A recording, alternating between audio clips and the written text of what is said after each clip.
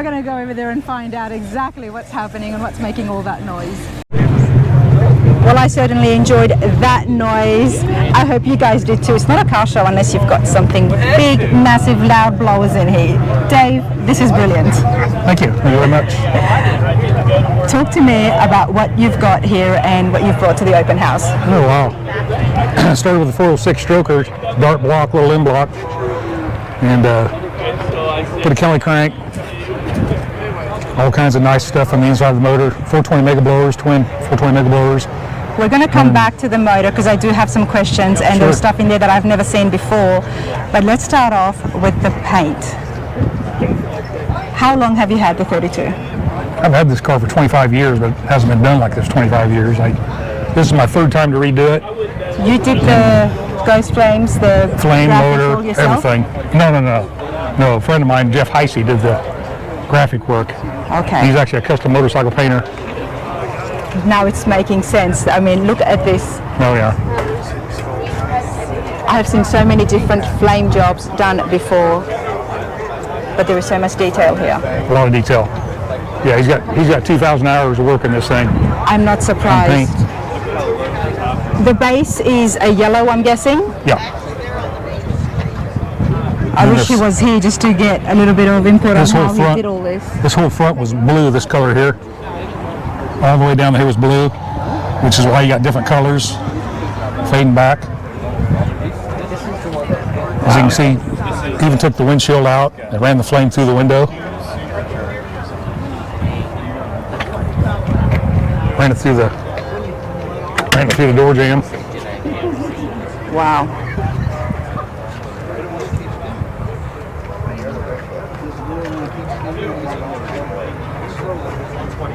Now the design of this, how involved were you? Did you tell him exactly what you wanted or you just gave him rein? I just gave him free gratis to do what he wanted to do because he was a friend and he's doing it for a good price to me and he just wanted to do it, So I said, have fun. Have fun. I think he did have fun. He did have fun, yeah. A lot of work, definitely. A lot of work, but he would have had fun. I mean,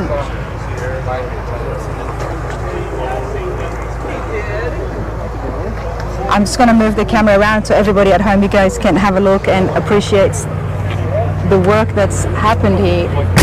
And then we're going to get to some more of those technical questions. There's a Grim Reaper on the back, over the wheel. So Dave, tell me about yourself. You and hot rods and street rods, is this more your style usually? Yeah, this is kind of my style. This older 32, 33, 34s. And how long have you had this for? I've had this one for 25 years. But that's right, 25 years. Yeah. And it's been done in different forms before, different styles, different flames, different engines. But always with flames? Always with flames, yeah. Always with flames. All right. Now before the paint job, while it's brilliant, the thing that drew me here is the motor. So what's the block underneath all that? It's a little M dart block, 406 stroker. 406 stroker. When I walked up here, I thought they were 871 blowers. Yeah, everybody does, yeah. But they're not. No. What are they? They're 420 mega blowers, actually built for offshore racing boats. 420 mega blocks. Now, mega blowers, usually they're inside boats. What is the horsepower there and how do they compare to the 871s? Well, they're built to where they're to withstand full throttle because the boat's always going full throttle. So they're built to withstand full throttle and they're Teflon coated and ionized. So they're really a good blower. They're just hard to find anymore. It's okay. Would you say they're more powerful than the 871s? So what is now? I know you've got, I noticed the parachute stand in the back there. Oh, the wheelie bars, yeah. The wheelie bars. What is the horsepower here? It was a dyno of 1,080. 1,080? Yeah. About a 2,300 pound car. How do we, now I'm going to ask you, this is where my technical question comes in, having something so heavy, and I understand this is an all steel 32, which does help, it's not fiberglass. When it comes to the suspension, to manage a big setup like this, what's happening under there? You got to do a lot of boxing on the frame and and crossovers and stuff like that in order to maintain so it doesn't twist. A custom chassis, of course. Okay. How many crosses is there in the middle, if I'm saying my question correctly, to box it? There's 3. There's 3, okay. And that helps keep the balance. Yeah, helps keep it strong, yeah. This is brilliant. The crowd loved it. And I got some footage, but I would love to hear it again. Yeah, sure. I'll start it. Sure. Let's do it.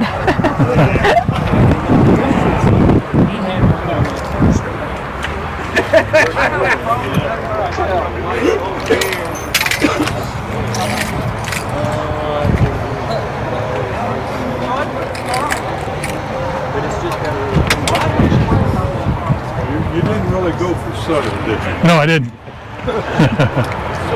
Watch yourself. I'm going to start it.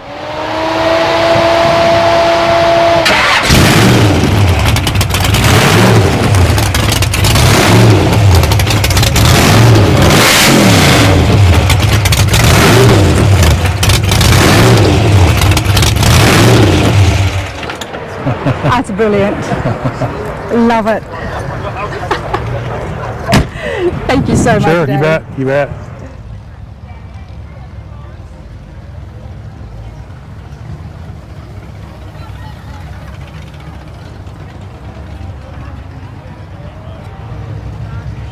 Good. She must have bought her a private jet or an airplane. Everywhere. Look who's here. Everywhere. You're everywhere. Jason, how are you? Good to great. see you Good to see again. you. Good to see you. Hey, how's it going? Good to see you. You too. Hi, how are you? Good. Pete and Jake's, everybody. You never know who you're going to meet. Yeah, great turnout. All right, everybody, here is an awesome car show and something that I'm very surprised about. I'm here with Colton from Pete and Jake's. How are you going this morning? I'm doing great. How are you today?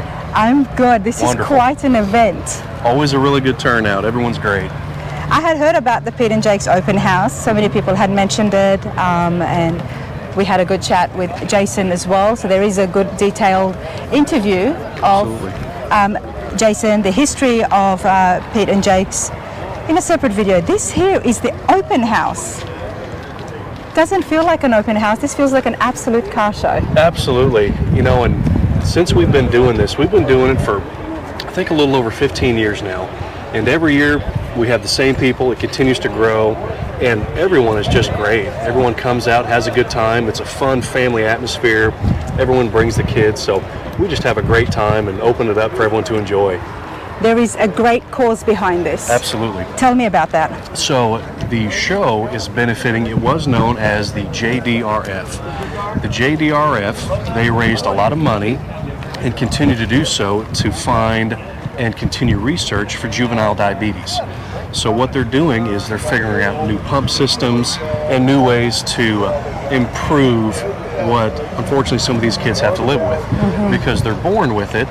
So they're already kind of a little short-handed with trying to figure out a solution, trying to enjoy things like regular kids, but they'll have a pump or a different way to applicate, you know, how they get their insulin. So all the money goes to their research and how they continue to improve the lives of younger kids.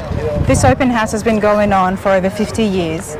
How long have you been supporting this? I mean, it's a brilliant cause because I've never heard of it. You know, there is so many great non-profit organizations Absolutely. and they're supporting so many different charities out there. But this is one that I hadn't heard of. So how long have you guys been doing that, and where does the connection, why this charity in particular? So we've been doing it with the JDRF, I would say for, well, definitely over 10 years now. Okay. And the reason we got started with them is we had some family friends, and their son, their youngest, was born with diabetes. And they introduced us to this organization, and it was something we really wanted to get involved with because it hit so close to home.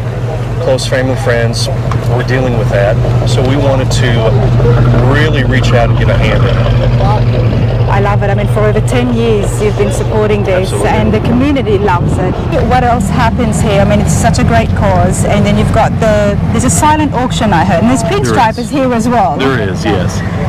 So really what that's about is, you know, we have the custom trophies that we have made for everyone that registers, you know, and then they can kind of compete together if you will. It's always fun.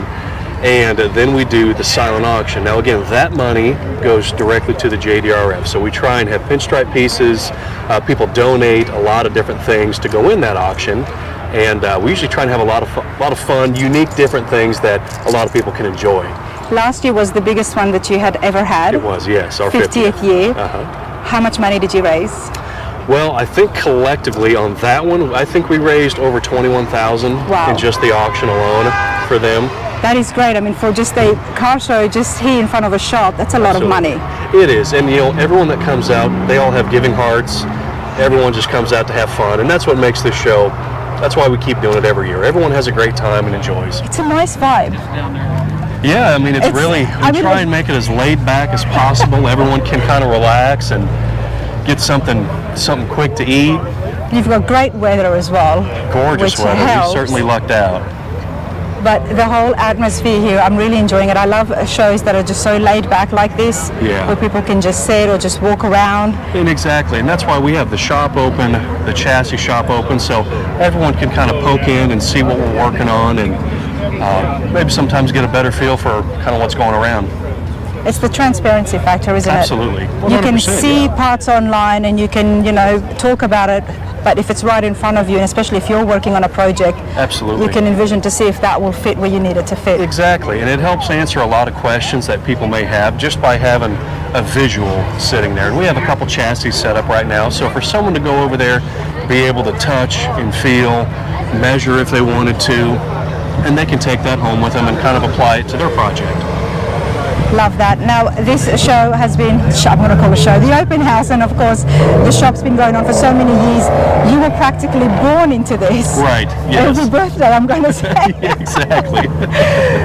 Among so many beautiful hot rods and customs, you're on Rana's radar. What do you drive and what's your favorite? So, currently, I don't have one of my own yet. But how is that possible? Oh, exactly. That's the million-dollar question. Really, it comes down to time.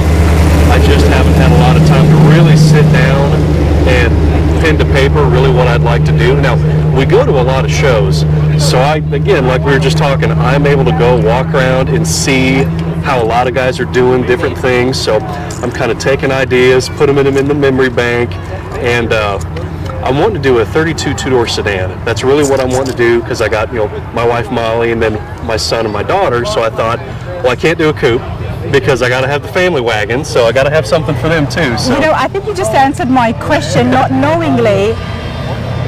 You've got a young family. I do. Colton, you've got a young family, and these cars projects take a lot of time. Yes, they do.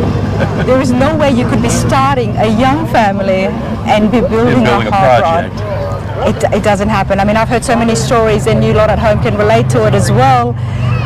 What people tell me is they had their car, then they had to sell it because of wife, kids, mortgage. Having a young family, having your something family, always pops up, they and had it to just get happens. rid of the Exactly. So you know what? You've already done that, which is amazing, and I love it. So when the kids get older and stuff, you'll have all the time in the world. I'll build it on paper first. There you go. Love that. You've got a little bit of everything happening. We do. It's full service here at Pete and Jake's.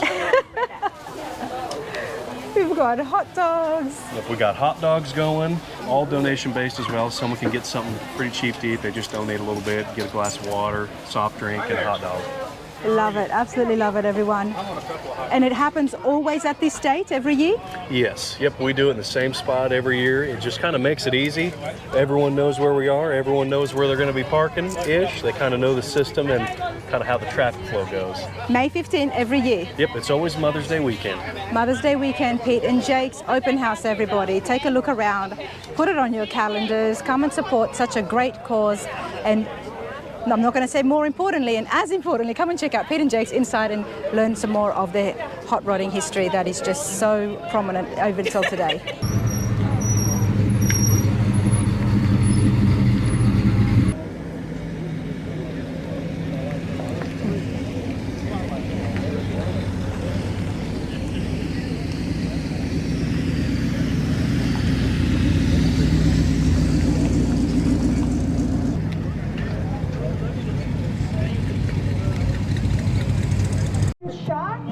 And proposing busy. So make sure if you need some parts that you're in there bidding on those gift certificates.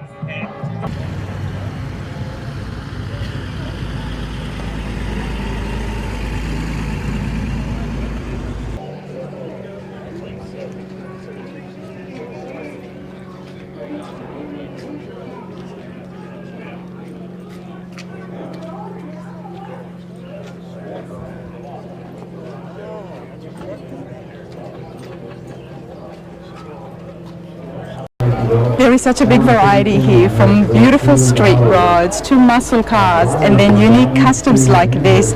I'm here with Jack. How are you today, sir? Good, good. This stopped me in my tracks as I'm walking, just pulled me in, and I mean, I love everything that's going on here. What have you brought to Pete and Jake's open house? It's a 1950 Peterbilt. It's got a 5.9 Cummins motor in it with an Allison automatic transmission. A 1950 Peterbilt. Now, I don't know what they looked like in 1950. So, what are some of the changings Well, you've done? we've chopped the top 8 inches. Okay. And 8 inches.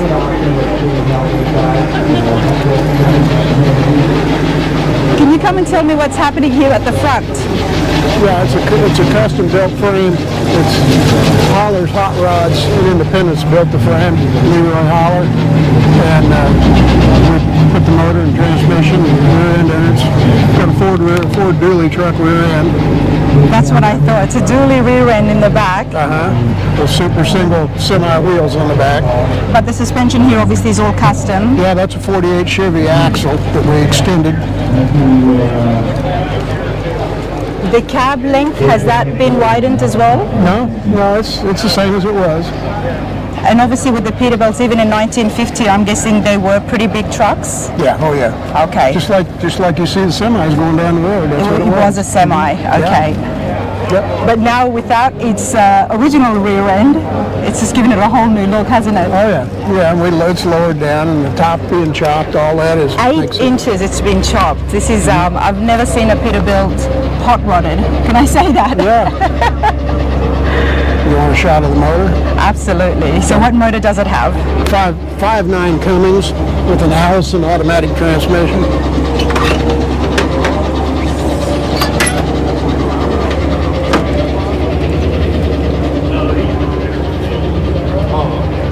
What did they have originally? There was a variety of motors in these Peterbilts. They either had a Cummins or a Cat usually. And you chose this motor for it because? Well, because we built the frame, custom built frame. This motor and transmission is actually out of a school bus. It's from a school bus? Yeah. Okay. Ford school bus. If you want to shoot the interior. You've added the louvers here? Beg pardon? The louvers obviously are custom? Yeah, we had those done. There's a guy named Little Howard who lives in North Kansas City, and he does louvers for us. If you want to open that door, you can look inside. Who needs a fifth wheel when you got that?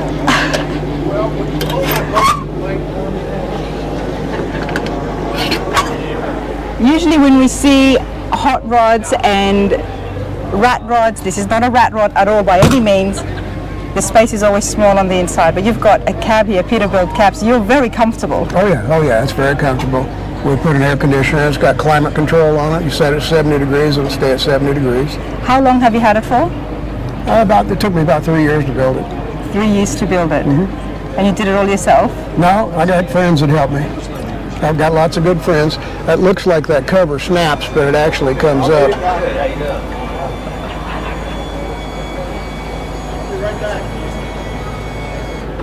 So cool. This is super cool. You see my hitch ball? What is that out of? We made it. You made it. For people to ask questions. Somebody can borrow it. Well, what do you plan to tow with it? We don't tow anything with it. Anything you want, really. But you can, can't you? You can really tow. I mean, what's the weight? Yeah. You'll tow me on it. I was telling those guys, though, we seen an Army cannon out at Independence Center, and they were towing it, and it had a hitch ball about that big to tow that Army cannon. Tell me about the wheels. What is the size for starters? They're 22.5s. They're called super singles. They're off of the semi truck. This is just super cool. And obviously the doors are custom as well, aren't they? They're just cut down. They're cut down 8 inches. Because of the chopped roof. The Okay. whole top was chopped 8 inches. Kind of like the driver. Yeah. He's chopped 8 inches. This is when it's at night time and you're driving, because I noticed some lights as well. This is quite a showstopper, I'm guessing. Oh yeah, yeah. I can turn these lights on. You can, what if you're going to shoot a picture? Shoot it to that. Okay, well you can turn. That's off a school bus. Turn the engine on as well, Jack. This is just super cool. Yeah, that's on. Yeah, hit the brakes. There you go. That's off a school bus. The old stoplight off of a school bus. Now everyone, you know that when I'm quiet, it means that I'm really liking this, and I am really liking this. I love the semis. You've seen me do an interview on a Peterbilt before, but this is just so different. I would drive this. Can we turn it on at all? What's that? Can we turn it on? Yeah.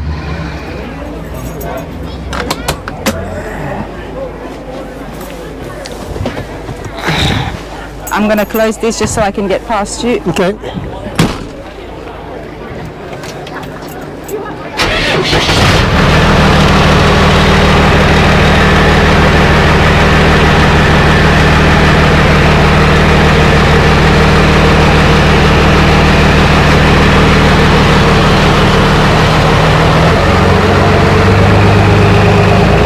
Now, Jack, here's my questions. I always need to find out, what were you thinking? Where did the inspiration come from when you decided you wanted to hot rod a semi? Well, there's another truck not like this, but there's another truck that inspired me called Pissed Off Pete. Okay. It's a Peterbilt, and they call it Pissed Off Pete, and it was owned by Jay Leno at one time, and I don't remember the guys that built it, but it has a huge motor no hood, and it's got a huge motor like come out of a circus generator or something. It's a huge motor, but it's just not real practical to drive. Well, I wanted to build something like that was practical to drive. We drove this to the show in Des Moines last year. It goes down the road just fine. This is very practical, and I could just comfortable, practical, it drives well, and if anybody gets too close, they actually get a word telling them to stop. Yeah. This is awesome. How long have you been coming here to the open house? Oh, since I used to do their asphalt work for them. I've been coming out here 25 years, probably. Oh, wow. Nice. These guys are great people. This is quite a car show for an open house. It's never this big. No, Jerry and his son Jason are just really great people, and they're always willing to help anybody, you know. That's why we're all out here to help on this diabetes thing. Love that, absolutely love that. Well, Jack, I do appreciate your time. Okay. Thank you so much. Thank you. Enjoy that. All right. Well, I'm here with Chris. How are you going today? I'm doing good. How long have you been coming here to the open house? You know, this is probably about our 6th year. We've had various cars, you know, in the past, and currently we started getting into the street rods on customs about 10 years ago, and this is just the best place to come see some of the best cars in Kansas City. And then Jason, one of the owners, is just a great resource for parts and advice, and so he's become a really good friend. So this is a 50 Merc that we bought in 2016, and there's a one-owner car out of Arizona, and the owner was 92 years old, and we bought it from him, and then immediately took it apart, put it on a rotisserie, and started the restoration and customization on the car. So we've done a 4.5-inch chop on the roof, original chassis, but we've boxed it and laddered it and put a Fat Man front end so we could run a modern engine. So it's a brand new Coyote, 435 horse Coyote with a new Ford transmission. The car's got 4-wheel wheelwood disc brakes and air conditioning, heated seats, and sat radio, and It's had the works, Chris, to say the least. it's we built it to drive it. You built it to drive it. Now, Yeah. one owner car, one owner Mercury, you know you've had some really good bones. To Yeah, start off you know, we were fortunate when we bought it. We got it on October 22nd, 2016, and by November 19th, the body was on a rotator and had been sandblasted. And with the exception of the outer rockers, it's all the original steel. Wow. No damage history. So And we're they, really they had lucky. never restored it before. prior Never to been yourself. restored. Who did the restoration? So, Cultured Customs in Gardner, Kansas started it, and we actually were partners with the Discovery Channel. We were doing a TV show for Discovery, and the show didn't get picked up. So, the car was finished by Sparkburn Hot Rods down in Paola, Kansas, and a lot of contributors in the middle. It's about 3,300 hours right now on the build, and never done, of course. We're always trying to tweak things, but This style is so popular with the Mercuries, especially the 50s Merc, yeah. that I have trouble trying to envision what the original 50 Merc would have looked like, especially when it comes to the top, because they always get chopped. Yeah. How much more higher was it? 4.5 inches is the chop on this, and I got a little bit of conflict when we did this because it was such an original, nice car. My good friends that like original cars really didn't want me to do this, but the end of the day, you know, if you're building them to drive them, Yeah, you got to build something you're gonna love to drive. You know, you want modern brakes, you want air conditioning, and you can be very nostalgic about driving a flathead 3-speed drum brake car. But if you're wanting to drive halfway across the country, that nostalgia kind of turns into a little bit of pain. It could, and it could actually ruin a whole weekend. Yeah, it Can we have can. a look inside, Chris, Sure. please?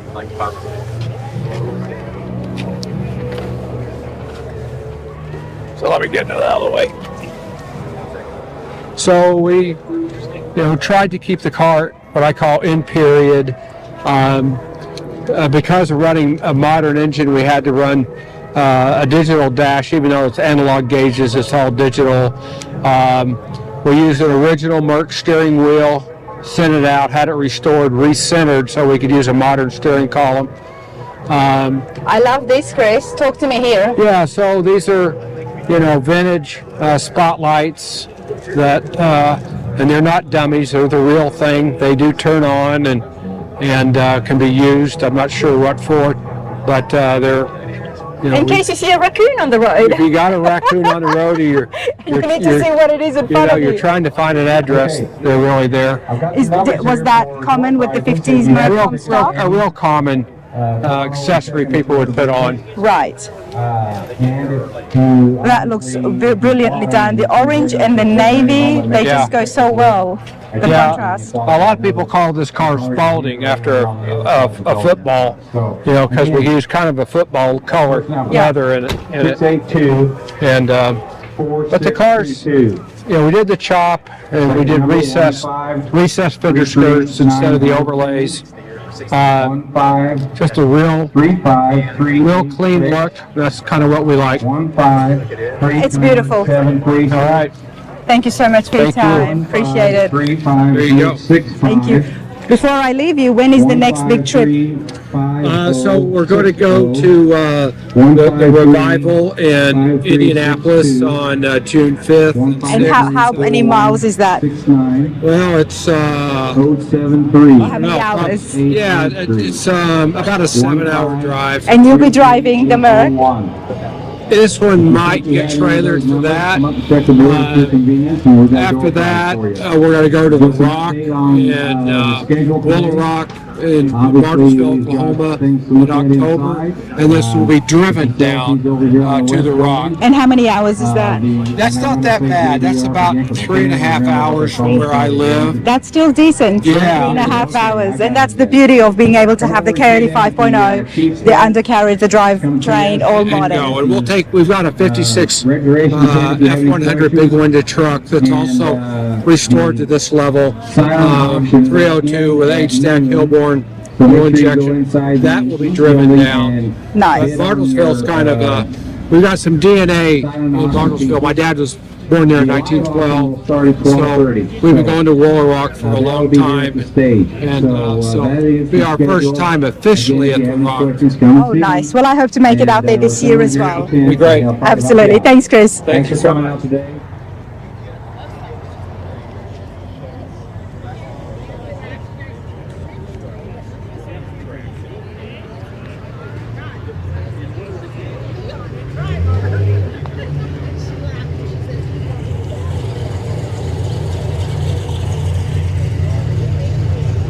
Original car, Danbury Mint came out and they made an exact replica of this car and matched the paint.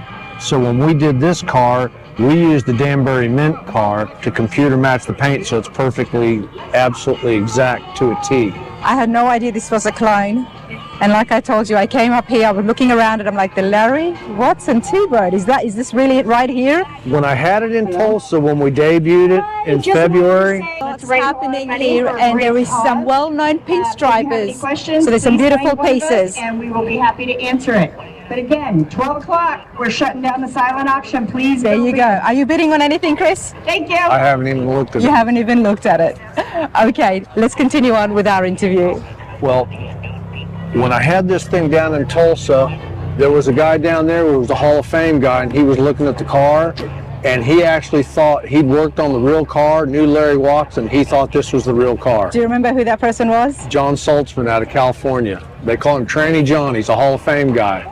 He owns the Orbitron Studebaker custom truck that him and Bill Hines and I believe Gene Watson built. Correct. Real nice guy. Now, the sign here, the middle sign, you were telling me that this is one that Larry had actually written himself? Apparently this sign here, Larry Watson personally painted from when he used to show the car, and these two signs here are from the original car. There's magazine pictures of this car with these signs in this order. And that's where I had seen it, just in print and in pictures. But this clone is magnificent, and you told me that it was computerized. There was a digital scan that happened. Well, they computer matched the paint is what they did. Okay. But we had lots of pictures, and we had the Danbury Mint car so that we could do the proportioning of where everything needed to be scalloped and painted and everything. Did you do the restoration yourself? No, I had a guy out of Aurora, Missouri named Carl Casey who did all the paint and body work on it. Phenomenal guy. He's a Hall of Fame guy. Wow.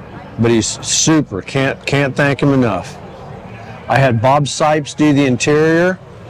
We just lost Bob. Bob had done every car that Jack Walker had ever built. And that was a lot of customs. He did the interior on Jack Walker's Harada Mercury clone. He did the interior on the Blue Danube, which was the Lyle Lake car, which was a Barris clone. Now, the industry did lose Jack Walker just last Jack year. Walker was one of my best friends. He just died 3 days before the Cavalcade of Customs, so it would have been about January 27th, I think, is when he passed away. Beginning of the year, that's right. And I didn't know Jack myself, but I had heard a lot about him. Yeah, his wife called me and told me that, he'd fallen, and I lived right around the corner from him. And so I told her I'd be right there, went over there, and we ended up having to call the ambulance for him. And that was on a Thursday night, and then Saturday morning, his kidneys and liver shut down, and he passed away Saturday evening. He lived a good, happy life amongst hot rods, didn't he? He did. He started off his career, drag racing for Dick Harrell. Okay. Who was a real famous guy. I didn't know that. There you go. And then he had an old Chevy too that had Dick Harrell on the door and had Jack Walker on the back quarter panel. He raced for quite a while, and then he started showing the cars. And then his whole life changed after that. Chris, you've got quite an iconic car, and even though it's a clone, it's brilliantly done. Tell me a little bit about yourself. Now, you run the Cavalcade of Customs Yeah, here in Kansas I've City. taken over the Cavalcade of Customs for Jack, yeah. Tell us a little bit more about that for folks at home who haven't been to the show. Well, Jack started the thing years ago, and I think he had like 25 cars in there. Now we have 16 custom cars in there. They have to all be traditional customs, lowered, shaved door handles, whites, chop tops. They can't be newer than a certain year, can't be older than a certain year, and they have to be of a nice quality. It's an invitation only. Used to be either Jack or myself, now it'll be myself. I go out to all the car shows and hand pick custom cars just to be in that. And for spectators coming in, what are some of the details you can tell us, the dates and? It changes, but I believe this year it's going to be like March 22nd, 23rd. It'll be a Thursday or Friday, Saturday, Sunday show. And where can they get more information? You can probably go to worldofwheels.com. Yep. I believe so. It'll be on the internet. It'll be at Bartle Hall in Kansas City. Kansas City. Appreciate that. Just want to come around here to the back. Originally, what had well, not originally, but Larry's original. What engine did they put in it? 352.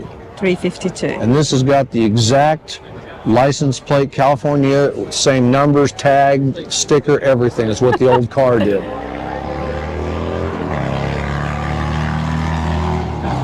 We got the right bullets, changed the exhaust,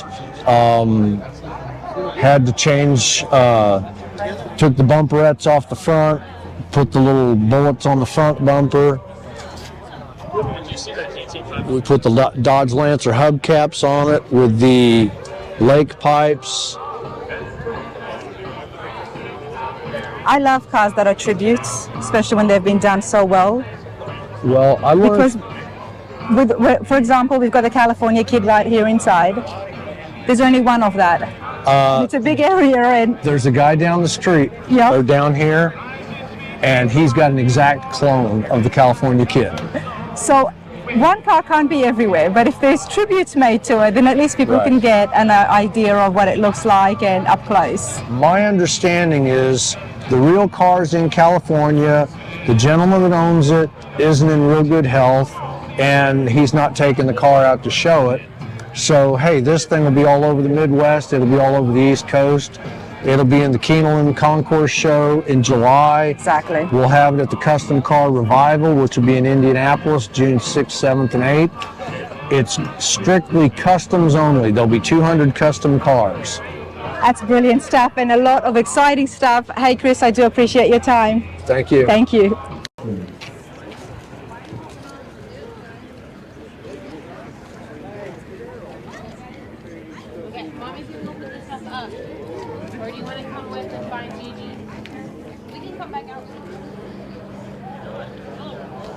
All right, everybody, I'm here with the man behind it all. Jason, congratulations. Thank you. Yeah. This is a great turnout. It's a beautiful day. Beautiful. It's a beautiful day, beautiful vibe and atmosphere here. Right. I see so many people in yellow shirts. There's so many workers around, and this is so well done. It's functioning so well. It is. Tell me about some of the workers. It's, friends and family. It takes a village to put something like this together. But we have so many of our friends, like I said, friends and family that park cars, cook hot dogs, prepare the week before. They're preparing, and they all come in. What do you need me to do? And they're all volunteers. Absolutely. Oh, yeah. I say workers, but everybody, these are all volunteers. Oh, yeah, absolutely. Yeah. Even the guys that work at our shop, they come in on their own time and come in, get to see a car show and have fun. And there's a lot of younger guys as well, I've noticed. Absolutely. Oh, yeah. Yeah, as you can see walking around as you have been, a lot of younger people involved. I love that. They come and they volunteer their time to be amongst the classics. And all I think about was when I see them is, great, they're getting exposed to this. Oh, yeah. They get to see how cool this is and what a fun environment it is. And how nice the people are. Yeah. That's the big thing, is with all the shows that you do, wonderful people. Wonderful people. I'm enjoying the most, like I said, is the vibe, very laid back. You can come here and just sit down and Absolutely. Just have a nice Grab day. a lawn chair, find some shade. The music's not too loud. There's just, it's perfect, isn't the it? band will be starting here in a little bit. So. There's a live band. Yep. There's hot dogs. There's a silent auction going on. It's an awesome show. I'm having a great time. Good. I'm going to continue on, and I'm That's going to go great. and say hello to Jerry. Perfect. So many beautiful street rods here, and then some just draw me. This is beautifully done, Craig, and I have to ask about the firewall, the checkered firewall. I've never seen that before. Well, the car was built in the early 80s by a guy by the name of, they called him Big Hands Ed Belkerin. And the car was built in the early 80s. Was that common, the checkered? That was the time and the era. That's what they did. Ed is well known for all the cars he built. He's a 32 man. He's a 32 man. Yeah. And it of is course, all original steel, Henry steel. McFall did the interior. now this is an older restoration, you were telling me. Yeah, early 80s. And it's never been restored since then. No, this is the same paint, everything, the lettering, everything is done in the early 80s. And what's the engine here? It's a ZZ4, 355 horse, 350 Chevrolet crate motor, 350 turbo rear end, transmission with a 9-inch Ford rear end.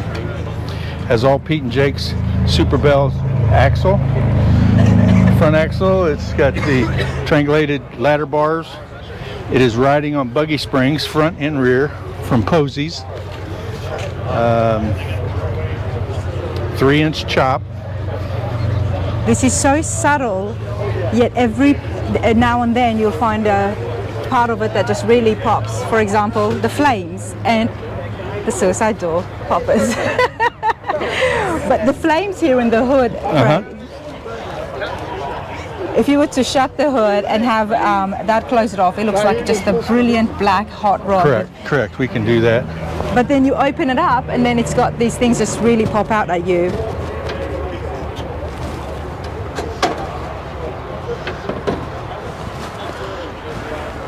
There are so many ways that a 432 can be hot rodded.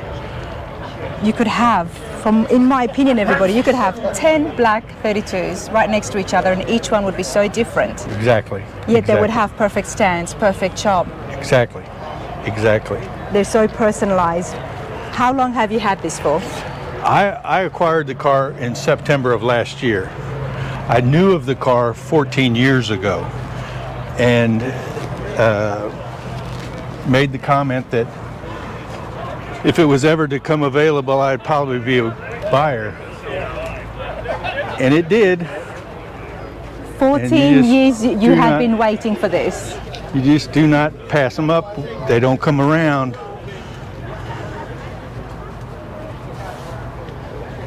Oh wow, what's in the headliner here? That's all era stuff from the 80s. That was a Panasonic made those. Would you mind if I No, help yourself. Get right in. Carefully get in? You can step in on the run boards too. Okay. Inside here is beautiful for starters. I love the wood. I don't know the guy's name. He was down in, I was told he was in Texas that did the dash and the garnish moldings. Something's taken my attention. So talk to me. What am I looking at? The Panasonic, that was back in the era of the 80s. It's got the equalizers and cassette player. It's just time, that's the way they did it. In the 80s, would they have been in the headliner? That was the cool thing to do. Really? Wow. Yeah, that was the new thing back then. But I mean, this is if you're hot rodding a car and you're customizing it. Sure. Originally, where would we find it? Would it just be? Well, radios, people put them anywhere. But the way it's been attached. Right. It's all inlaid in with the headliner. It's just pretty cool and it's functioning. Yes. It's so neat because we still have. There you go. It's not the best. There you go. This is awesome. This is awesome because when you look here and you sit down, you get the feel of the 32. Right. And then at the same time, you look up and you've got your radio. It's old enough, vintage air, the unit is in the trunk. Whereas now, they put them under the dash. Absolutely. When you put them under the dash, you lose the function of the cowl vent. Oh, okay. Because the air conditioner's under there. So the air conditioner on this one, Ed built it. It's got a console. The air tubes come up, air comes out of here, and then behind your head. See, look, their air conditioning comes out of behind your head for cooling. Is there a way to see the vintage air in the back? Sure. Film that. If you know what you're doing, there are so many ways to customize things. Look at that. You were waiting for this for 14 years, Craig. Yeah. Uh-huh. How did you feel when you first sat down and took it for a drive? It's just incredible. The car is incredible. But the air conditioner is behind there. Behind this panel. Wow. These are all the people, Opie's Hot Rod Parts out of Minnesota, McFall Interiors, Pete and Jake's, of course. These are all people that Masters Transmission that Ed worked with when he built his cars. And I'm not changing a thing. I'm going to leave it just like Ed did it. I met Ed and spoke with him. All the pinstriping was done by Cliff Anderson out of Iowa City, Iowa. And they're all since passed. The guy that did the interior has passed. His son now carries it on. Pinstriper, he has passed. His son carries it on.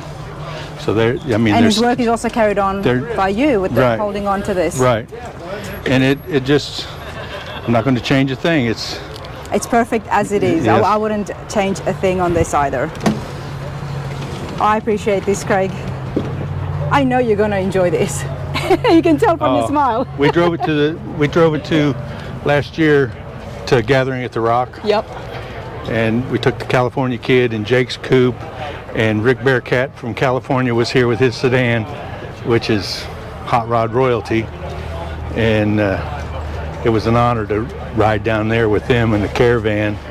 And when you're running with the legends, good things happen. It just so happens Rodding USA put us on the cover. There you go. So my little car was on the cover. Congratulations on that. And that's better than any trophy you can ever win. That's true. The print is forever. Right. And Thanks, Rodding USA and Rodder's Journal, the premier magazine of hot rodding. I mean, you got to promote that. You have to, because they have been doing this for right from the beginning.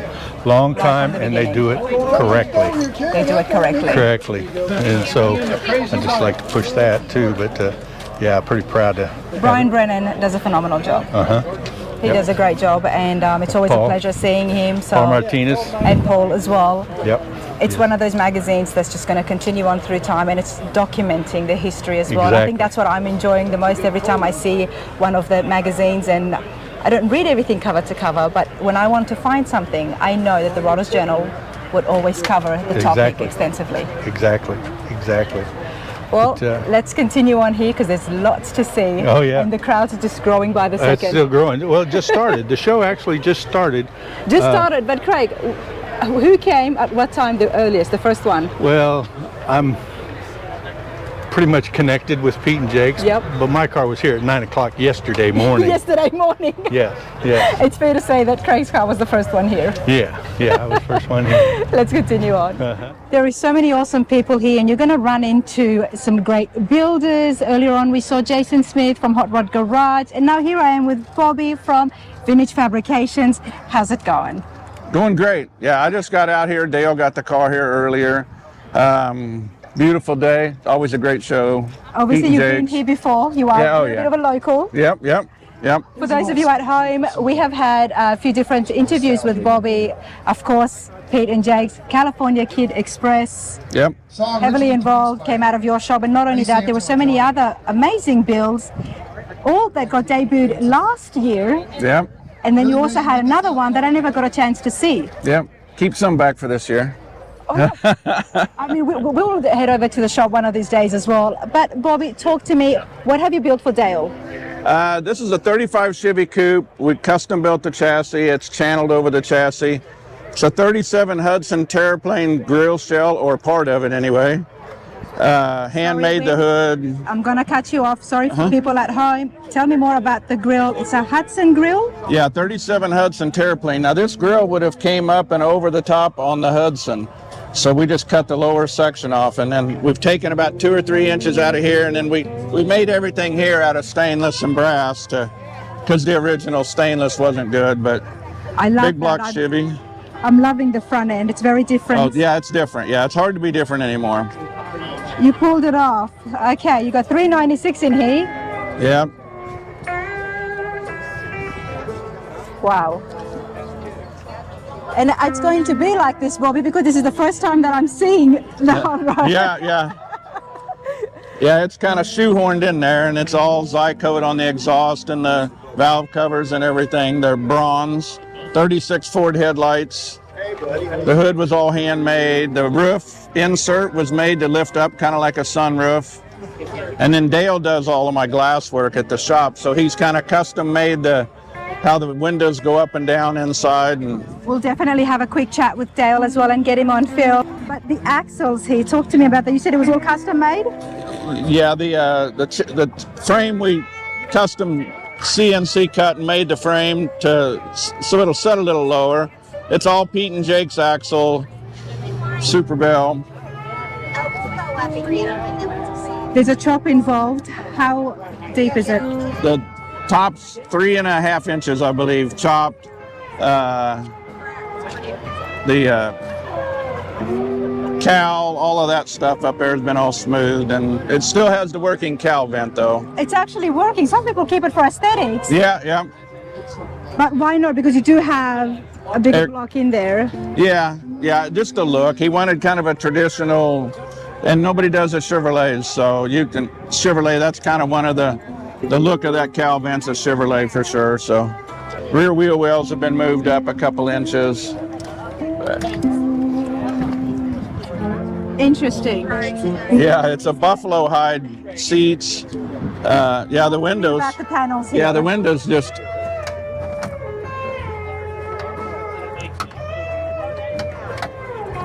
And Dale designed all that. Never seen that before. Yeah, just different.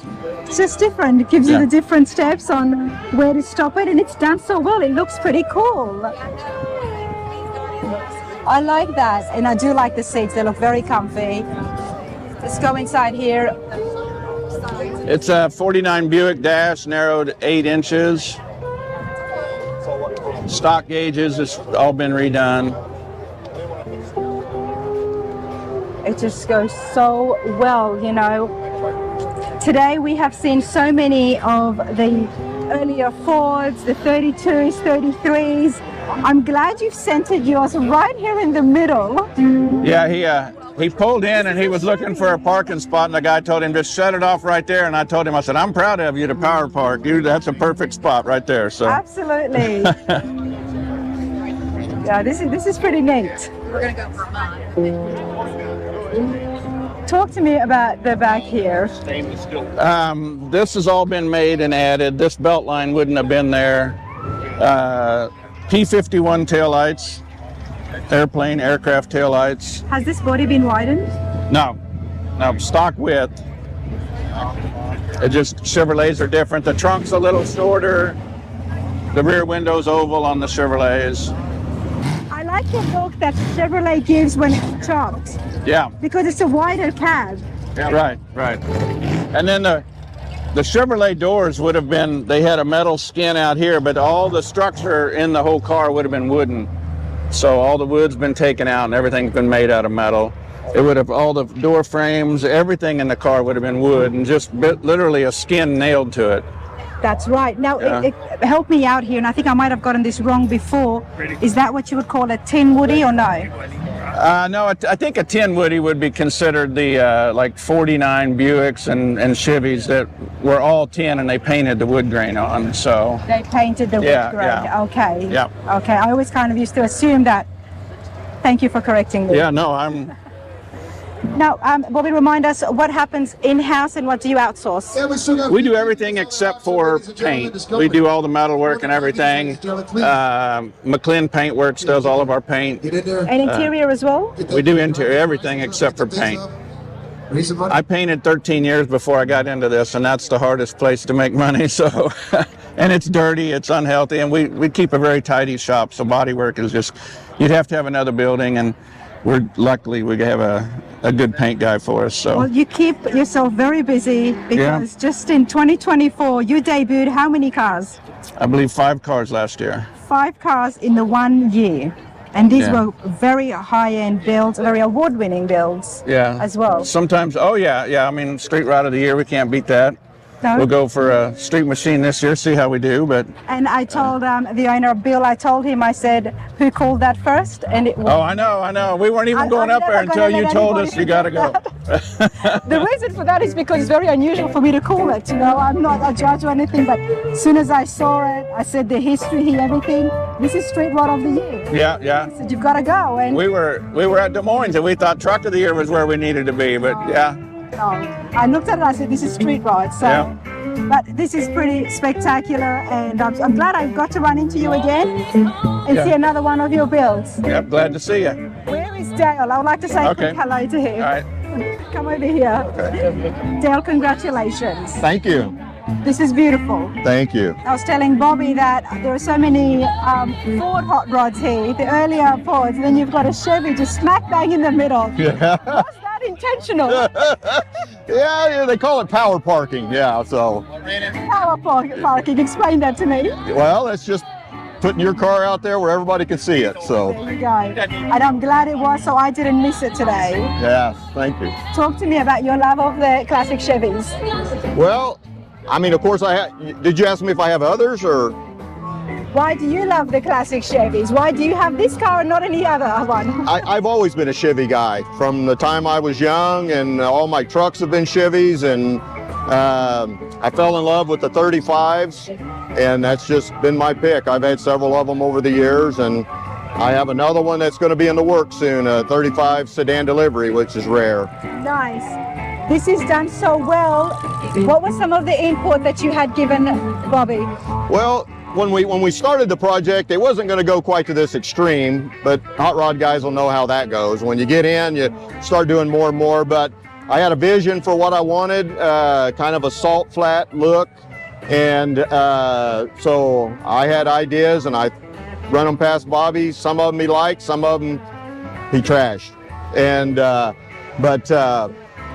I think the collaboration between the two of us, my ideas and him keeping me grounded, I think it came out pretty nice. What was one of the things he kept you grounded on? Well, let's see. I wanted louvers. I wanted louvers, the deck, the top, the hood, everything. The whole thing. Louvered. And Bobby goes, yeah, let's go. I like louvers, everybody. I do louvers, too. But I mean, the whole thing. Oh yeah, I always tell. So he kind of pulled back the reins on that a little bit. This is a little bit more timeless. I agree. It's a little bit more classic, timeless, where it's, I like louvers, but maybe I won't like them in 5 years. Yeah. You know what I mean? But this here, I can appreciate its beauty 10 years, 20 years. Thank you. It's done really well. Thank you. So we're real proud of it. Did Bobby tell you it was on the cover of Modern Rotting? Correct. So that was cool, because I didn't expect that. And so. Not often you get to see one with a sunroof. Yeah, that was an interesting idea that we had. I liked it. Came out real nice. And I found the 49 Buick dash at a swap meet. At a swap meet? Yeah, I sent pictures of it to Bobby and said, what about this one? And he goes, oh yeah, absolutely. So, of course, it took a lot of modification to fit it in there too. But you have to have the vision as well, because when you look at the Buick dash there, you have to imagine it being inside this car, making those chops as well. Exactly. Another thing I thought was cool too, I don't know if Bobby showed you the instrument. The gauges? Yes, those are the original 49 Buick gauges, and we sent them off and had them restored.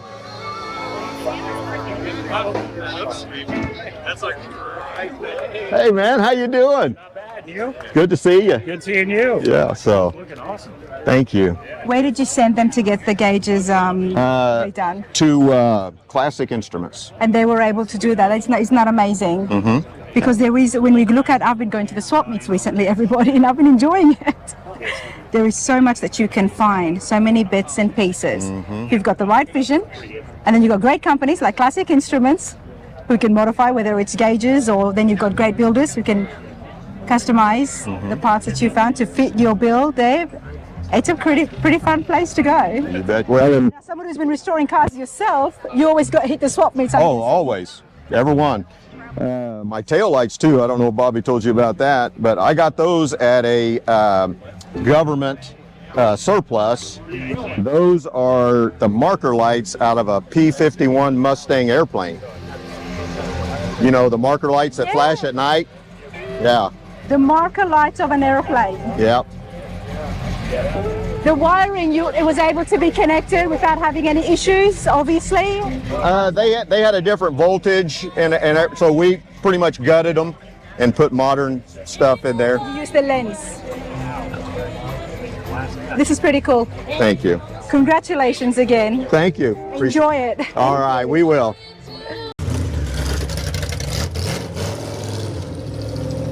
You guys.